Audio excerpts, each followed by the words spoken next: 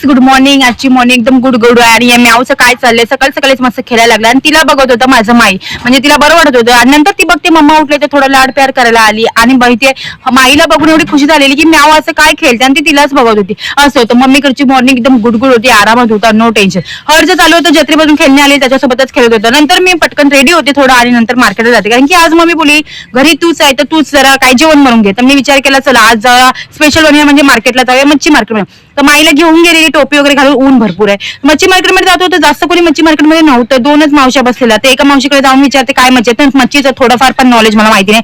मला जे माहिती आहे म्हणजे ती कोलबीज, म्हणजे काय करते मावशीला बोलते जराशी कोलबीज दे, म्हणजे एक वाटा कोलबी घे, आणि कोलबी घेऊन येते आणि मग त्याच तयारीला लागते. कोलबी वगैरे साफ करून घेते आणि ते बनवायची तयारी लागते. आणि खरं म्हणून दुपारी या किचनमध्ये, म्हणजे माझ्याकडे किचन आहे त्याच्यामध्ये गरम नाही होत, पण इथे भरपूर असं. नंतर दुपारचा थोडाफार नाश्ता करते, सकाळचा नाश्ता तो दुपारी करते.